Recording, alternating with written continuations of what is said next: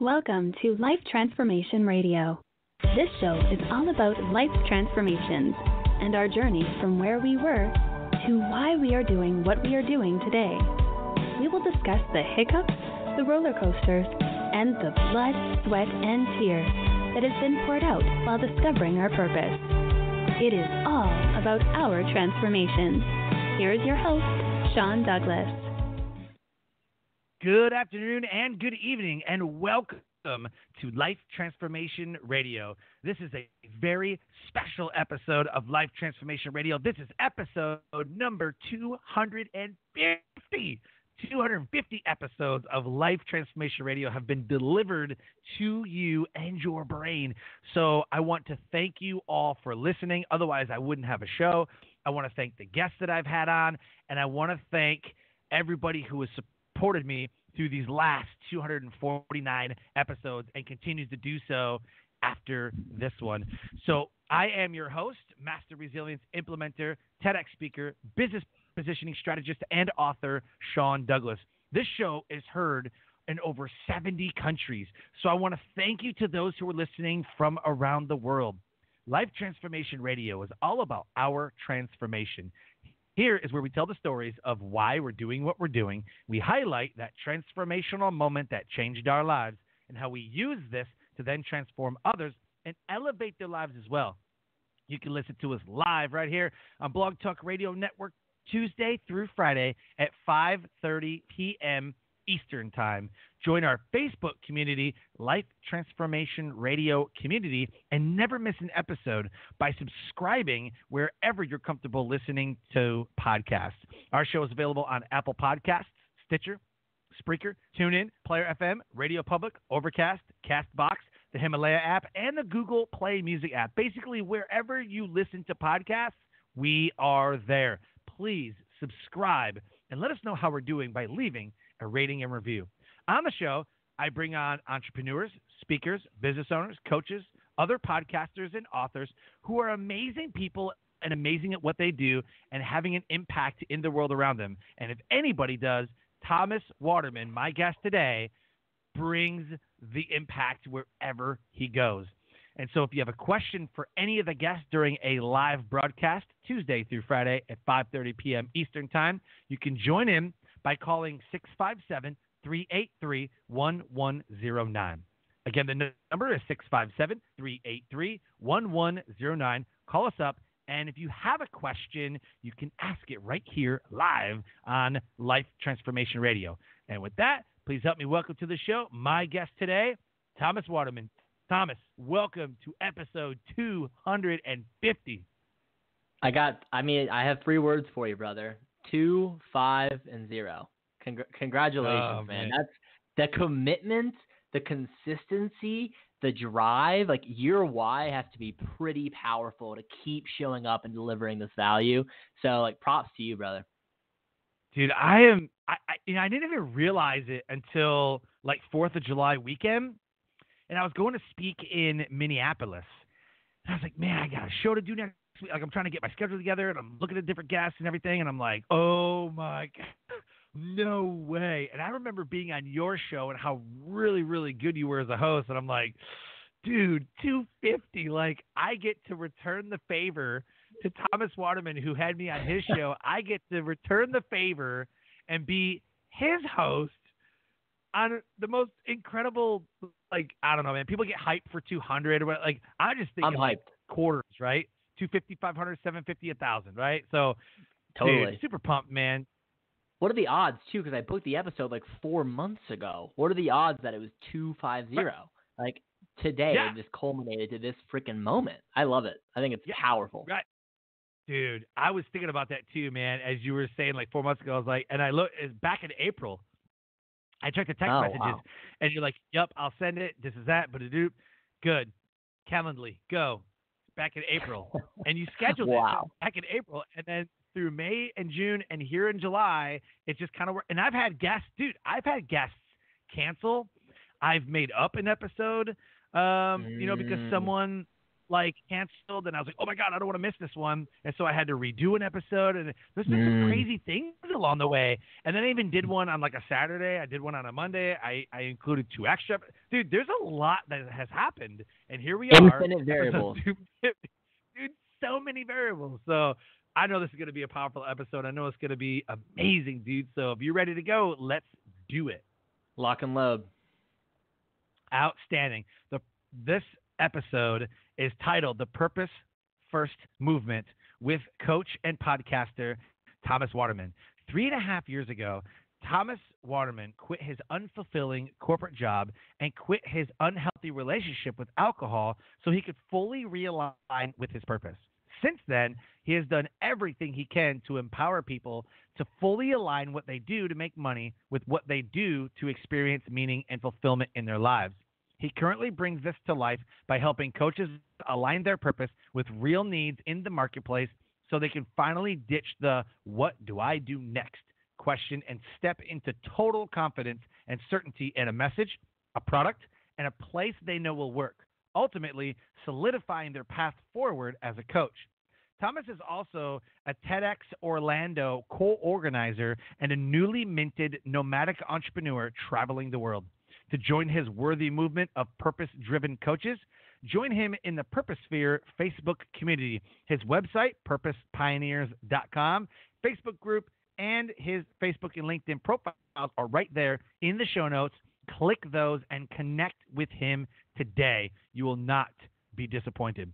So with all that, the first question I have, my man, what is your why? Why do you do what you do?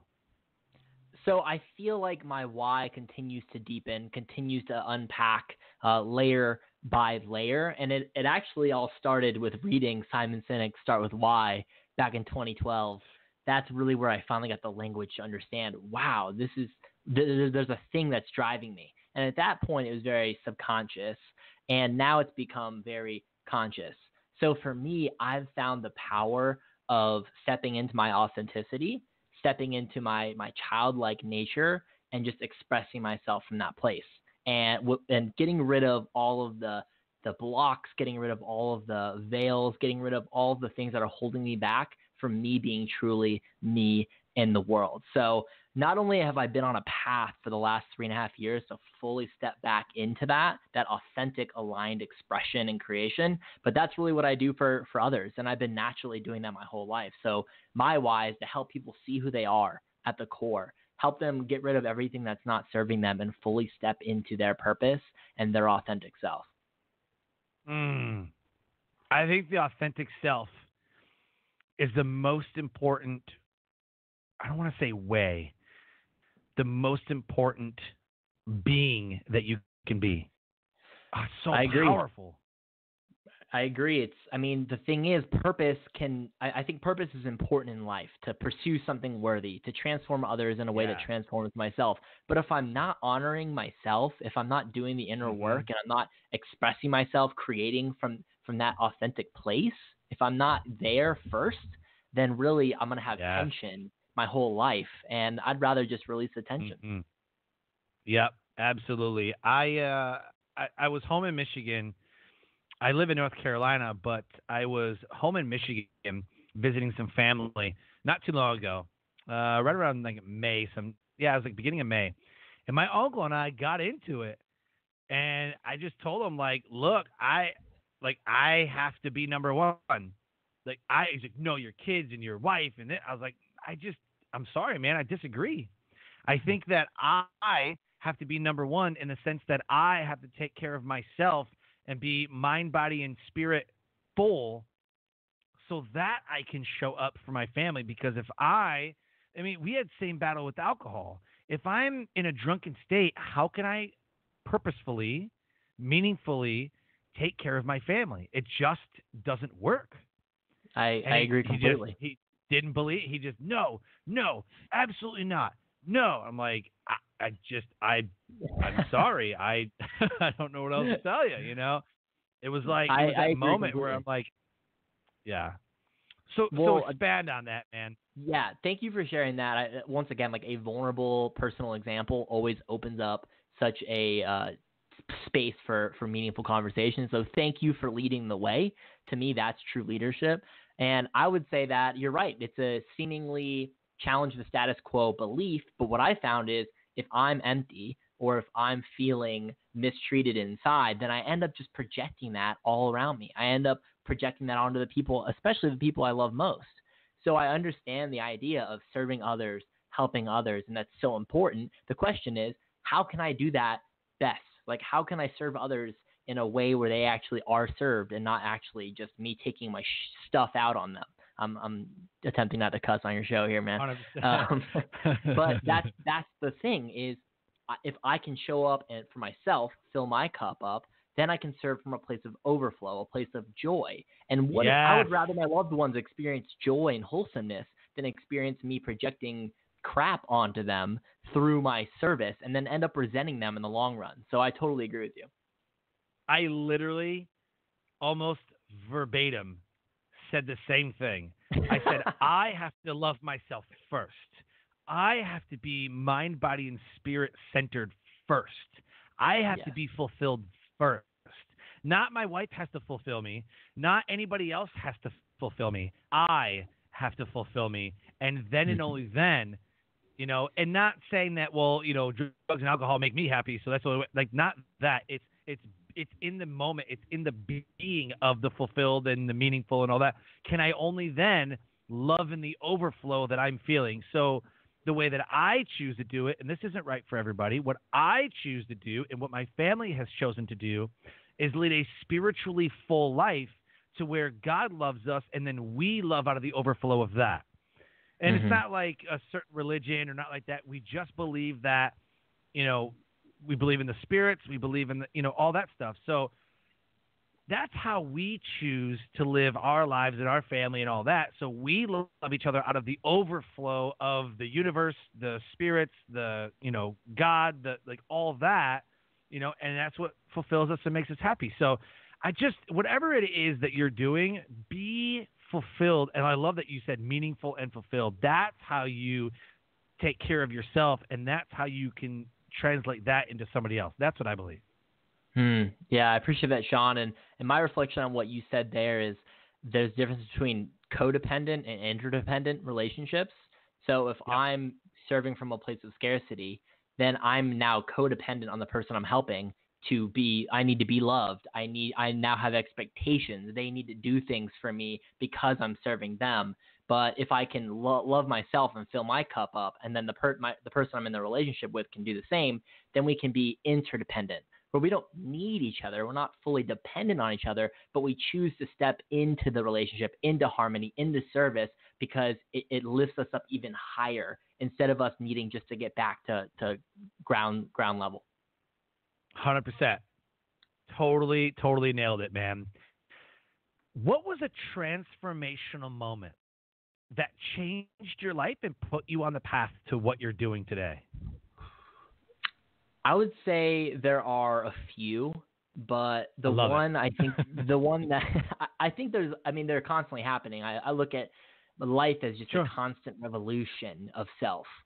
So I would say the one I really want to share is about 3.5 years ago. It was November 2015 is when I made the big shift. But a few months before that, maybe like September 2015, I found myself in that cycle of working the 9 to 5, not liking my job. I would sit down in the shower because I didn't want to stand up, because if I stood up, I'd have to put clothes on, then I'd have to get in my car, then I'd have to go to work, counting down the minutes until the end of the day. And that's not for everyone. That was just my story. And I ended up abusing alcohol pretty hard. So Friday night with the boys, Saturday night going out, then it turned into Sunday night or Sunday morning brunches, then it turned into Thursday country night, then it turned into Wednesday karaoke. I was finding every excuse I could make to not face my own damn truth. And that's really what it was at the core, not finally step back into my power. So I was attempting to sustain an unsustainable cycle. So I think the moment that really created that shift for me, and not everyone needs this painful moment, but for me, it was me getting nudged by a janitor in a parking garage in downtown Orlando at like about maybe 5:15 in the morning, and me waking up in a drunken stupor being like, where the heck am I? And it turns out in my parking spot where I work, and I guess I had gone up there to like get a view of downtown Orlando and ended up passing out. And this actually isn't something I've been sharing until recently, and now I'm opening up about it, and it's very liberating because I remember I got up, I looked at him, and then I sprinted home because I lived downtown at the time, and I sprinted home, and I realized I sprinted and didn't walk because I didn't want to have to sit with myself on that 15-minute walk and realize the state of being I'm in. And it's not that what happened was good or bad. It's that it was a beautiful indicator that I am ready to finally step into alignment. I'm ready to fully step into authenticity. So from that moment forward, I questioned alcohol. I didn't drink. I would go out and not drink, and I'd be like, what is life like on the other side? And at one point, I said, you know what? I'm done, and I'm going to see what happens if I just don't drink. I'm going to see what happens. And a week later, I quit my job, moved into a co-working space, began my entrepreneurial journey, and haven't looked back. And the beautiful thing is alcohol is more of a metaphor for something that is allowing me to avoid me stepping into my power, my truth, my authenticity. So it's not that alcohol is good or bad, or anything is good or bad that is a habit, but what is an indicator of me coming back into alignment? So that was what that was for me. You know how many times I will be at a business dinner or I'm speaking somewhere and some of the attendees are like, hey, where you going to eat at? Like, let's go, and everybody orders around or whatever. I'm like, I'll just have like a water. Like, I love strawberry lemonade. I don't know why my new drink is like strawberry lemonade or like strawberry kiwi, like, I don't know why. So I'm always like, can I get like a strawberry lemonade, a raspberry lemonade, something like that, And like, you're not drinking? I'm like, oh, no, I don't drink. I'm sober. Like, ever? Like, ever, yes. Yeah. I get that like, sometimes. really? Like, well, me and alcohol don't mix, so yes, ever. And they're like, oh. Like, they think it's like super weird. I'm like, how's that weird? Like, I don't, all right, well, whatever. So I choose to live a sober life, and I choose to find other things because I believe that I'm not addicted to alcohol. I'm addicted to, it was more the emotion of like how I felt when I was drinking. So I try to find that emotion in other things, So people are like, man, why are you so productive? Or, man, how can you do so many things at once? And I'm like, because I thrive on that stuff. I thrive on so I've basically attached that addiction to like an emotion. I'm addicted to that certain emotion. How do I find that emotion? And so I just try to find things that make me fulfilled because there's always something deeper. 100%. Oh, 100%. It just manifests in the alcohol, in the outlet. So I had to go deep, and I never had a mindfulness or meditation routine before. Now I do. I never had structure like scheduling my life, like what am I doing at 8 a.m. or noon, or what am I doing at 8 p.m. and scheduling my moments. Like it's family time and it's whatever. No, it's family time. Like it's that's what fuels me now. That's called intentional living, brother. That's a beautiful thing. And what's cool is in the clarity of sobriety, like sounds like for you and for me, we're able to begin building the structure of our lives in a really meaningful way, in a way that serves me and in a way that serves you and your family, in a way that serves me and the people I love. And that's the beauty of clarity is it forced me to step into truth, to step into what I actually want. It forced me to step into my power. And I'm really glad that that decision allowed me to experience this whole new life. It's night and day.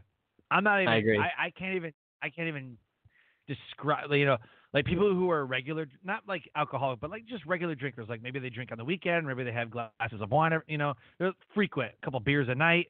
I can't even tell you from the time that I stopped drinking, even until now, how clearer I get. But the night and day difference between me being drunk and I'm all foggy and cloudy and like I don't have balance and I just feel heavy, to the moment where even right this second, I'm seeing clear, I am living clear, I feel clear, I can think clear. Too. You know what I mean? And it's a night and day difference what that alcohol does to I mean, not just sober, but like you said, intentional living and living purposeful, how clear you can get. Yeah, I agree. And once again, alcohol is just one manifestation of entering into the fog, so we don't have to face the truth. And everyone has their own story in different ways of how that manifests. 100%. How do you elevate the world around you? The whole premise of the show is taking your why, combining it with your transformational moment, because I feel that people who become advocates for things were mostly the ones that suffered from those situations, from those moments, from those addictions, from, sexual assault advocates and rape advocates and child services. And you meet a lot of the people who do social work or are a coach for relationships. They were living a life unfulfilled, and now they are fulfilled by doing this one thing. So I'm curious for you, how did that come about for you, and how are you elevating the world around you? Yeah, so it's the whole idea of turning pain into purpose, and oftentimes 100%. people who have experienced the pain are really good at the purpose part because they have so much empathy through direct experience, right? Huge. Huge. I think for me, in terms of like how do I elevate the world around me, it's been a contrast. So in the past, I felt this need of I need to change the world. I need to impact 1 billion people. I need to make everyone be a certain way. And I think subconsciously I didn't realize it was because I struggled to cope with how the world was. And it was really a control mechanism in a lot of ways. And I think that can manifest for some people in ways where purpose, or this is my mission, or I'm fighting for this or fighting for that. It's actually just saying, I need to change the way the external world because I'm not okay with it, and I'm not okay if the world's not a certain way. So that's the first big realization I had in my journey of purpose. So I began really reassessing like what it is I'm here to do. So then I realized, I was like, wow, I'm just going to go inside, and focus on what I'm here to do, like what I'm here to be. And then if people want to get in on that, that's amazing. If they can want to experience that too, and they want to step into my sphere of influence and impact, that's beautiful. But I'm not here to change the world. I'm not here to impact a certain amount of people. And really, it liberated me in a lot of ways. So for me, I walk around the world on planet Earth. I take one step at a time. And what I do is I'm a mirror for people, and if they want to see themselves. And I'm here to be love.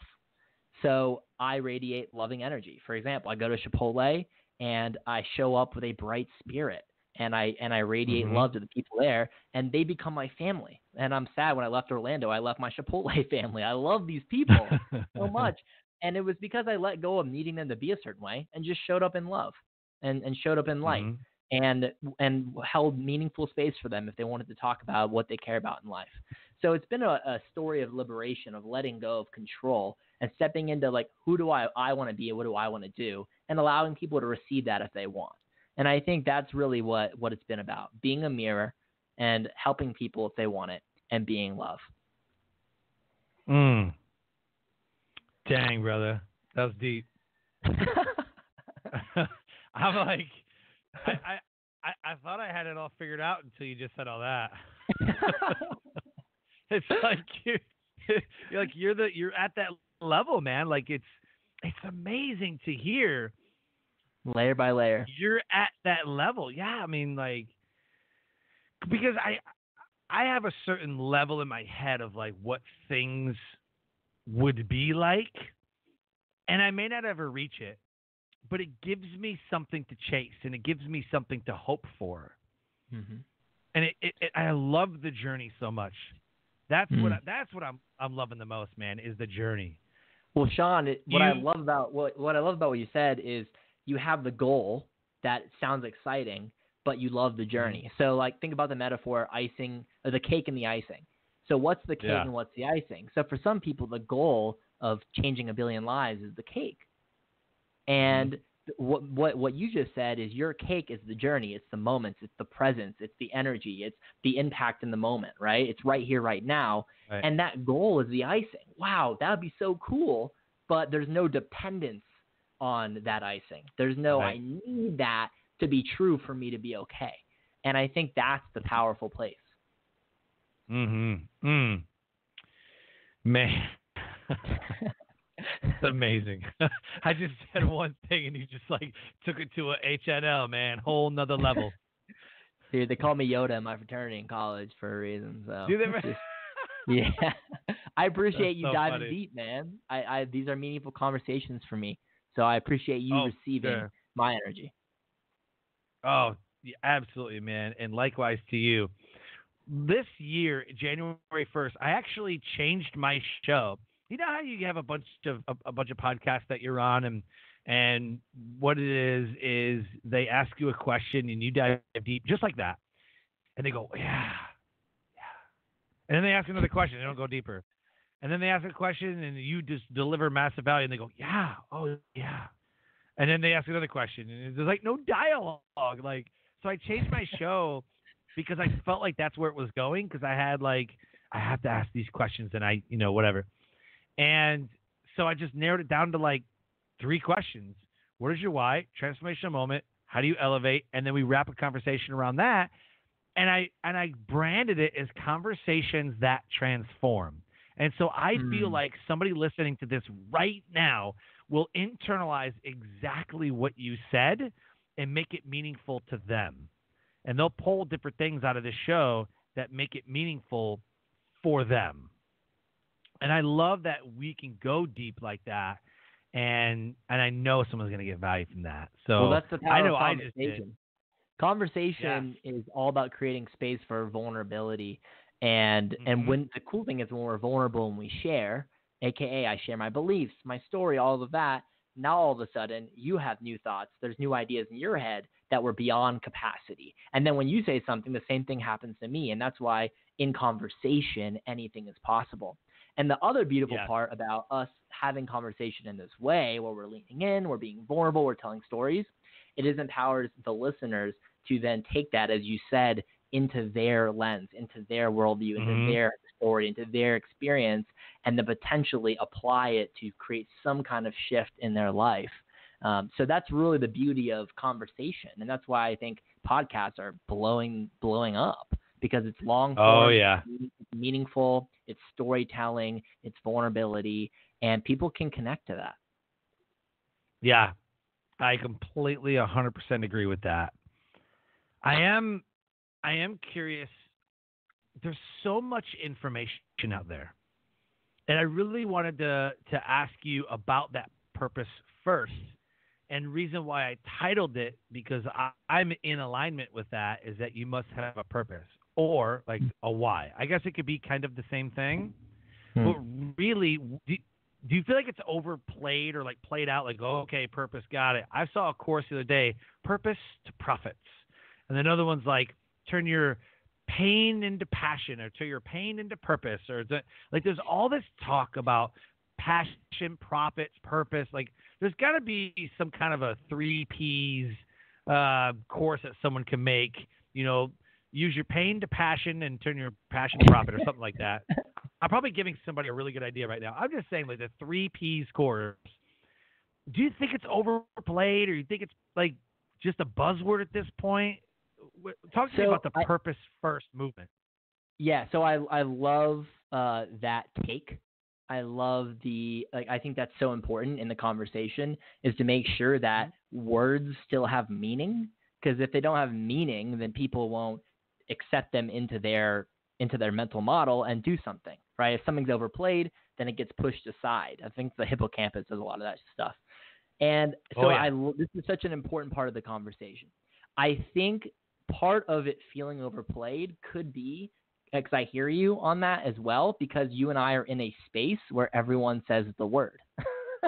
we have some inherent bias with our limited life experience that's very targeted towards people who are purpose driven. So sometimes I feel like my words don't matter. And like sometimes I'm like, oh, I'm saying this, but they already get it, or they don't care, something like that. And what I always find is that's the farthest thing from the truth. That's how I feel about what I'm saying. So what other people, how they feel about what I'm saying, is a totally different story. My most recent relationship, I would say something and I'd be like, yeah, that's normal, whatever. And she would go, no, like that was amazing. Like that was epic. That was deep. That was something. And I'm like, what? Like, what do you mean? I say that all the time. So I think a part of it is our inherent bias. And I think a part of it is, yes, I think it's the word purpose and mixing that with all the cool P words is becoming played a lot. I wouldn't say overplayed, but I think it's because people are excited about it. I mean, what about the word marketing? You know, I mean, how long have we used the word marketing, right? It's still a word. It still matters. And I think what's the key is making people care about the word. So, for example, in my business, I uncovered a amazing algorithm, an equation, if you will, for how really I deliver value. And what I realized is 80% making someone realize why this thing I'm talking about matters more than anything in the world to them. And it's 20% teaching them what that thing is. So I think too often people teach about purpose without spending the 80% of the effort and energy helping people understand why it matters, what happens when you use it, how it relates to their life and their story, how it will change everything for them. So I think what we need to do, and whenever we're feeling like the word is getting saturated in some way, is double down on helping people realize that it's the most important word in the world. And then 20% is, okay, and this is what it is, and this is how it works. I mean, I think that's the key for everything moving forward, because we have an infinite amount of information all around us. Stop teaching stuff. There's nothing new under the sun. We've been teaching the same wisdom for 3,000 years, if not more. Like, I get it. There is no secret sauce. Like, everyone knows the secret sauce. Let's just talk. Let's help craft the context and the richness that goes beneath that, so people actually will receive it and digest it and use it in their life. Nailed it. Absolutely love that.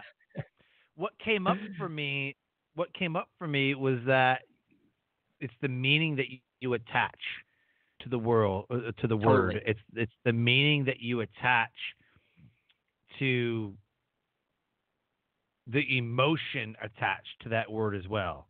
You know, when you said marketing, I instantly was like, oh my, all you said was kind of like marketing. And I instantly was like, geez, maybe I'm in a space. I don't know. But it's like you have multi-level marketing, network marketing, what was the other one? Attraction marketing, which is new. I'm like, what the hell? I thought marketing was supposed to be attracting people anyways, but now they've called it attraction marketing. I don't know. I don't even get that one. They've got content marketing, affiliate marketing. Like, there's so much marketing, right? It's all the same stuff. Attract people to you. Like, the essence, I agree. Right? Yeah.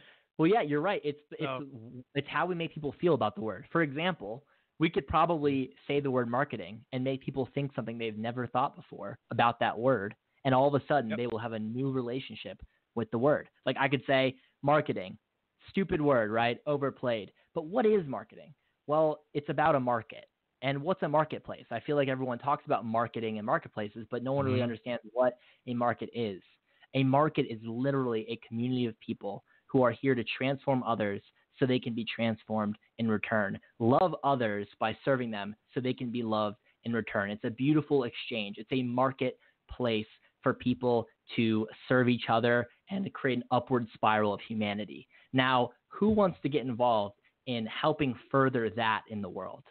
Everyone's like, my hand's up, I'm down, marketing kicks ass, let's go. Yep. That's true. Yeah, and it's all about the way that you portrayed into that market and show up and lead the way. And as we do that, we start to get a following, and we start to get traction, and then we start to inspire others to live their purpose and live their life. And people's like, I'm really trying to find my purpose. What I always tell them, and I'm curious to get your take, what I always tell them about purpose, it's what lights you up. When you think about this one thing, what lights you up in that moment? And then usually they come up with a couple of things like, oh man, I really love this. And then it's all about how can we make money from that, or how can we sustain a living, the whole living, financially and mentally and emotionally and spiritually. How do we put it all together? And then that's when a coach like you comes in and says, oh, well, here's how you can do this.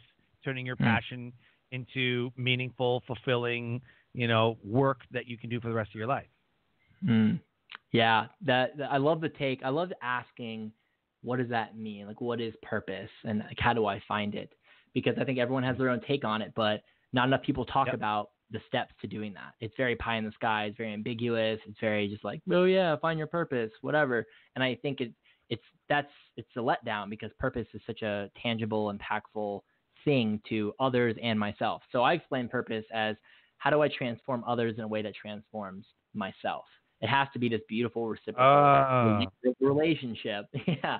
And so like to add to what you were saying, it's like what lights you up. I would say it's, think about the last 5 things you've done to help someone else, and they were super thankful about it. They were freaking out, and it lit you up. So they think about the 5 or 10 things they've done, and then we go through and we say, which one of these lit you up? Because it has to be that beautiful reciprocal relationship. Because purpose, that's what purpose is. It's that balance. So like for us, we talk about purpose and profit alignment. So it's getting clear on what's that thing I love to do? What's my gift? What is my purpose in the world? How do I want to transform others? That's on one side. And the other side is the profit side. That's more of the empathy play. It's going into the marketplace. What are their needs? What will they actually invest in? Where are they at? Where do they want to be? What's holding them back? And then we create a message, a plan, and a product from that sweet spot between, this is my purpose, my gift, what lights me up, and these are real needs in the marketplace that people will actually spend money doing. Because what happens when we find that sweet spot, then we can make revenue. When we make revenue transforming others in a way that we love, then we can continue to share our gift. And when we make profit, we can reinvest back into the movement and scale our impact. So I believe that sweet spot is really where the magic happens. Dude, I love this 3 or 4 words or however many I'm about to say. I don't even know, dude. I'm super pumped right now. It's oh man, I just had it. You said transform somebody, which transforms us. Transform others in a way that transforms myself. Oh my God. Man. The Holy Grail. Like, holy crap. So let me, oh my God. Okay. Holy shnikes. Okay, listen. Take a moment. So, dude, my brain has just been, like, you just blew my wig back. Because I've never heard that expression. Thank you for that. Because here's what I love about what I do. When I'm on stage, speaking on stage, I give so much of myself to the audience. I'm almost exhausted because I'm giving so much energy, just like I am here. I'm giving so much energy, and I'm super pumped, and I'm excited, and when I'm done, it's like all the adrenaline leaves. Like you're on a roller coaster. But I learn something every time I'm on stage. If I go to answer a question and somebody didn't quite get it, I learn how to rephrase the question, which reframes their mind, which reframes their understanding. When I'm on this show, and I just learned some things from you today in a different perspective, which is what I love. I learn things. I'm giving of myself, but in a way I'm learning at the same time. And every show is like that. When I'm coaching people, I'm coaching speakers on how to build a speaker, how to build a brand, a speaker business, how do you build a podcast, whatever it is that I'm coaching them on, positioning in the marketplace. I'm learning just as much because I'm learning their type of teaching and coaching style. I'm learning what their business is about and how I can apply what I know to their business, which if I get somebody else with the same exact business, I'm like, oh, I know how to do that because I did it with this other person. So you just put into context what I feel inside. Transform people by or how do you say that again? In a way that transforms myself. Oh my God. Transform others in a way. Oh my God. Yeah, but it's a result though.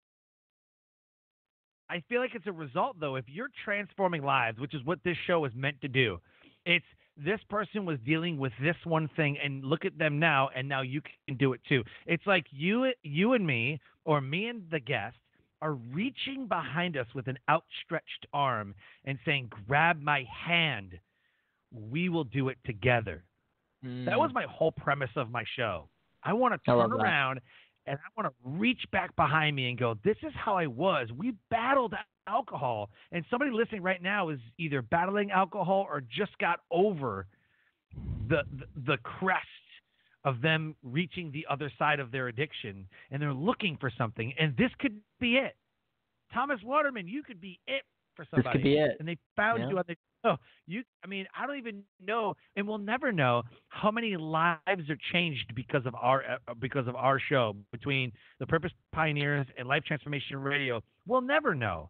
But I will tell you that somebody will always tell me, man, I heard your show and it was amazing. And I took a couple things away from that. I always get one. There's always one somebody who's like, man, I heard this one episode. Man, it was so good. Yeah, that always feels good. That always feels good.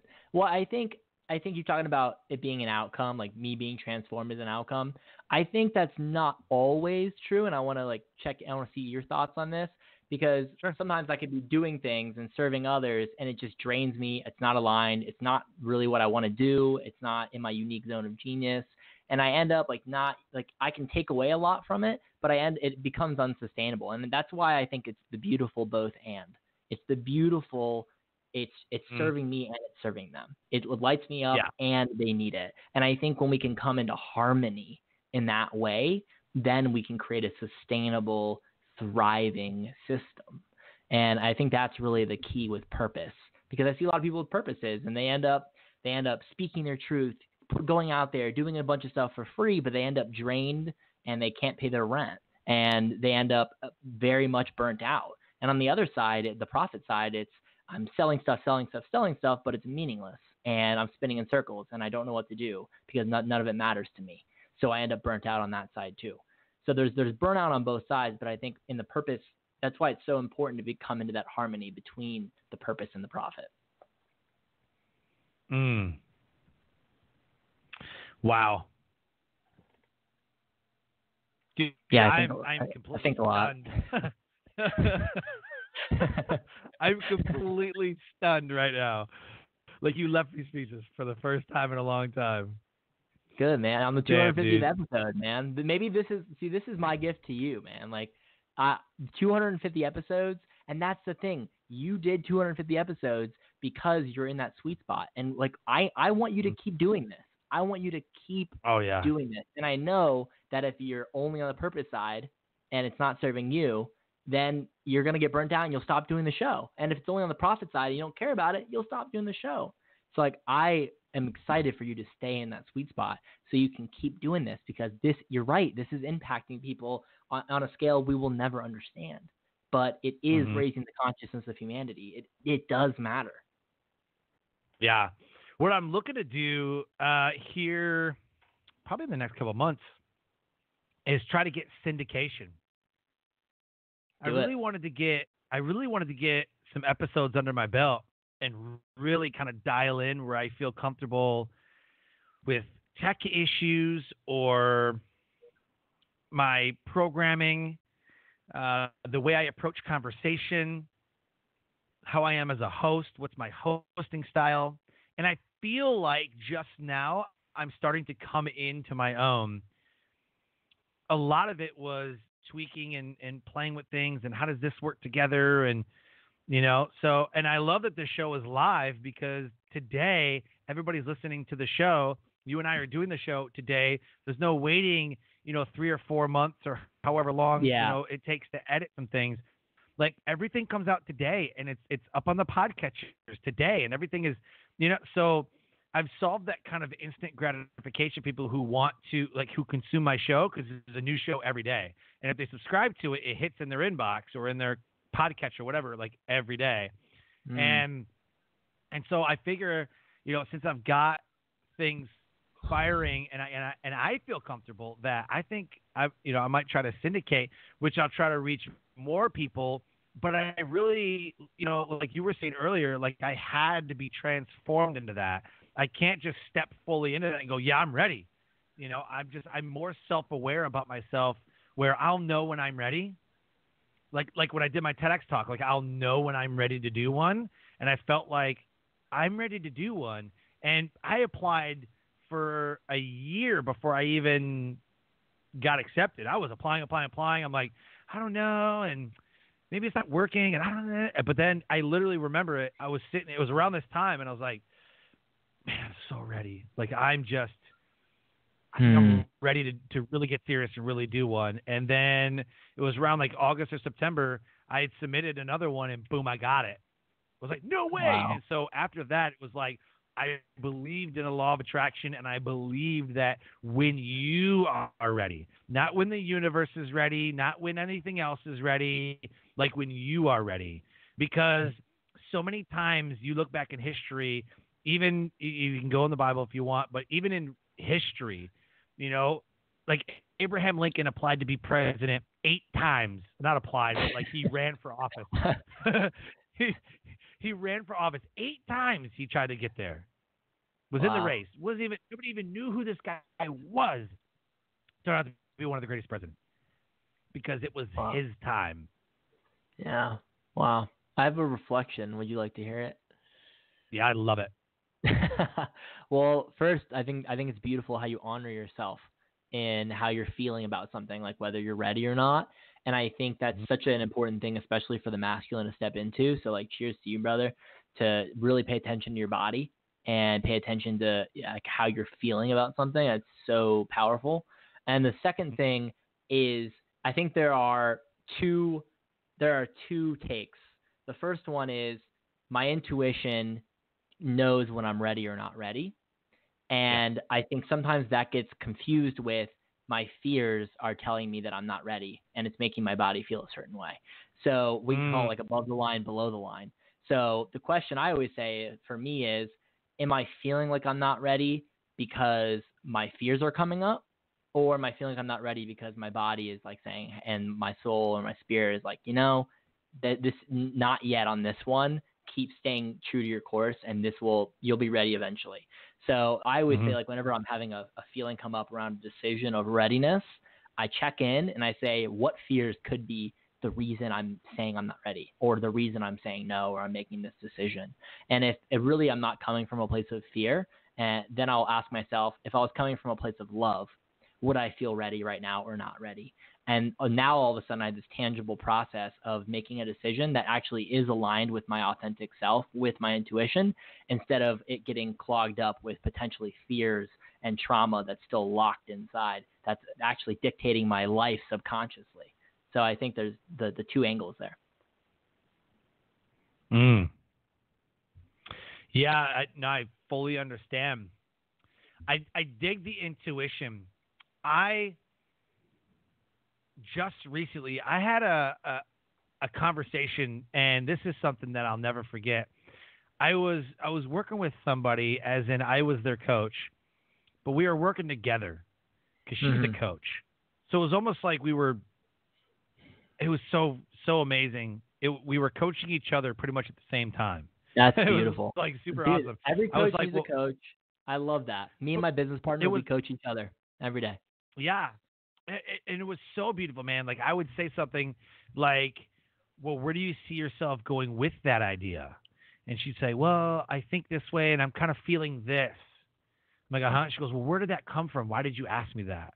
And so we were like, and I was like, well, here's how I do that. She goes, well, do you think that it would be better if you asked it this way? I'm like, okay, what if I did ask it this way? Then what would come up for you? And it was literally a dual coaching session. Like divine exploration, brother. That's magic. It was amazing. It was amazing. We got so much out of it. And she said something to me I will never forget. She goes, I think that you are more intuitive than you think. It's like, what? She goes, because we did it for like 3 months. She goes, in the past couple months, I cannot believe how in tune I can be with you because I almost know what you're going to say. And you almost know what I'm going to say, but we're on a level where we understand where people are coming from. But I think you're more intuitive because you already know what I'm thinking, because we've just got to that level of, right? We've got to that level of understanding of each other. Like, I feel it with my wife. You know, my wife, I mean, we've been married for 11 years, and my wife will start to say or feel or act or whatever, and I can just, it's not like, honey, I know something's wrong. Like, I know something's wrong. It's not that type of, I can tell, like, anybody can tell body language. I'm talking about I'm so in far deep with the emotion of the words coming out of people's mouths.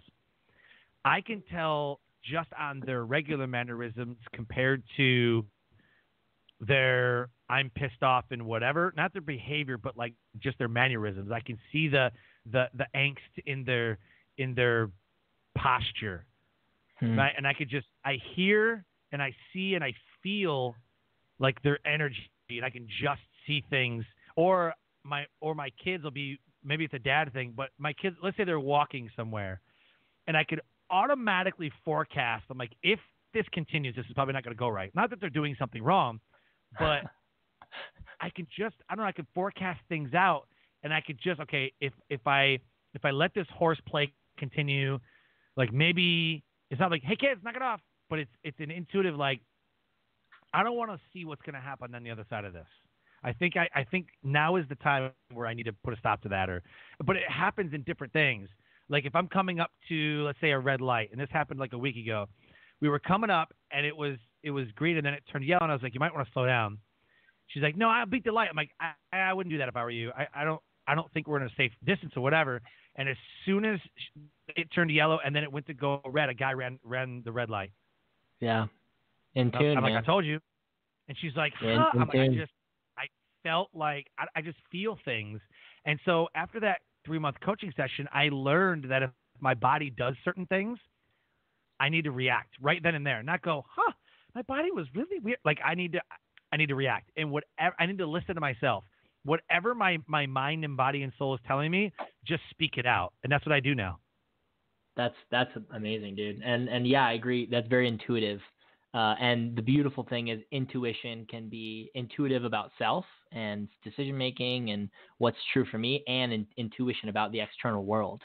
So you seem to have a balance of both. I think that's really powerful. And I think the other thing is what I'm hearing is inspired action.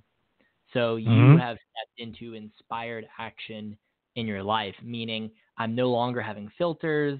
I'm no longer holding back.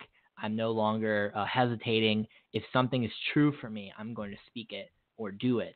And that's, I call like true presence. That's like true living. It's being alive because you're being a direct channel for source for that intuitive knowing.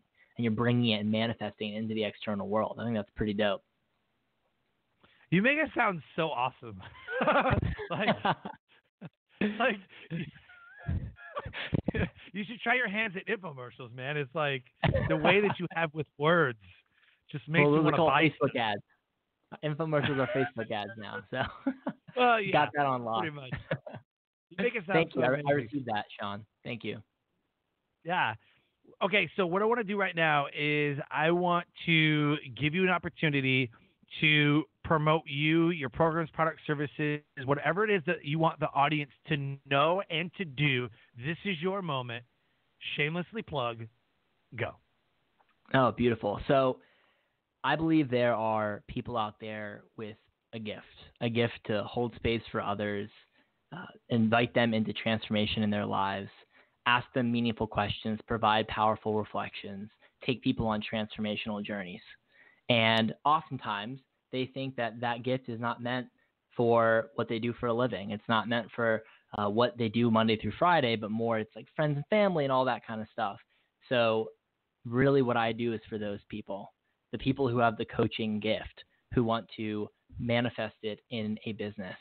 And I want to help them find that sweet spot between their gift, what's true for them, and then finally marry it with actual needs in the marketplace, stuff people actually invest in, so they can see that their gift does fit in society. It does fit in the capitalistic marketplace.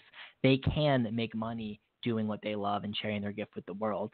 And the beauty, as I said before, is when these amazing people with this incredible gift realize this and find that sweet spot, then they can sustainably change the world, and they can scalably change the world.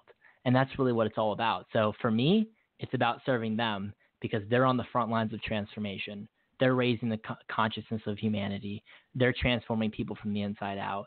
They're using business as a force for good. They're helping us step into this beautiful new energy in the world. And I want to be around people like that. I want to work with people like that. I freaking love people like that. So for me, it's about coming into harmony and connection with those people. And for me, when I transform coaches, purpose-driven coaches, it transforms me too. So if you are one of those people, if you've been thinking about stepping into your gift fully, if you've been thinking about realizing it as a business, then join us in the Purposphere Facebook community so you can walk shoulder to shoulder with coaches just like you, because they're in it, they're on a path just like you, and together we are better. That's Boom. Oh, man. You should be a speaker, man. I dabble. I dabble. I love it. I love it. I do love it. I do love speaking. Yeah. It's amazing. Awesome. Yeah, when I'm on stage or when I'm doing a training or in a boot camp or whatever you want to call it, I feel so at home. I feel like this is my place. I was meant to be on the stage or in front of people or just delivering. Like I feel full of I guess purpose, but I guess I feel whole. That's what I want to say. I feel whole. Wholeness. I feel complete. Yeah. Yep. That's what I feel when I'm on stage. When they announce my name and I walk on stage, I don't say anything right away. I just look at the crowd. I soak it all in. That's beautiful, man. And then I just wait. I just look for about 5 seconds and I just smile, and then I just do my thing, and it's just, I feel oneness. That's the sweet spot though. That's it. Mm-hmm. How I transform others in a way that transforms myself. That balance between the purpose and the profit, like you're in the balance, and that's wholeness. It's like the Tao, like dualism, that both sides make the whole, and you've stepped into it, man. It's so cool that you found that in your life, and like how cool is it that we get to help other people do the same, and that's really what it's all about. I love it, man. Awesome. Where can people subscribe to your podcast, Purpose Pioneers? iTunes and Anchor.fm. That's okay. where we do it. It's called The Purpose-Driven Leader, and it's really about the individual leader stepping into meaning, abundance, impact in their work, in their life, and it's a lot of cool practical like business applications to all this deep, meaningful shit. So it's good. It's a lot of fun. I love it, dude. Absolutely. Thank you so much for being my guest on episode 250, man. God, what an amazing. I loved this. Out of all the conversations that I've had some amazing, mind-blowing guests. My biggest takeaway from this episode, besides the most amazing conversation I've had today, is that transform others by right? In a way that transforms myself. In a way. Why do I keep saying by? Transform others in a way that transforms ourselves. That's going to stick with me as long as I can remember it. Awesome, man. Dude, what an honor to connect with you in this way. And thank you so much for sharing your platform, and keep doing your damn thing. Like, this matters. It doesn't go unnoticed, and it's really impactful. So, like, thank you, Sean, for doing your damn thing. And thank you for continually checking in with yourself to make sure you're okay and you're honoring yourself as you serve. And I think that's what it's all about. So I appreciate the platform, and I'm glad I booked this like 4 months in advance and we could do this, man. Absolutely, man. Absolutely. Again, thank you so much for your time, your energy, and being an amazing guest. Life Transformation Radio listeners, if anything resonated with you, please go to purposepioneers.com, subscribe to Thomas Waterman's amazing podcast. Go to the Facebook group, join that group, and I promise you, you will not be disappointed. Connect with him on Facebook, connect with him on LinkedIn, and remember to subscribe to Life Transformation Radio and leave us a rating and review. And with that, I always close by saying, live your brand. Find opportunities every day to live out the core values that you hold deep in your heart. And I call this living your brand. So until next episode, live a great life. Boom.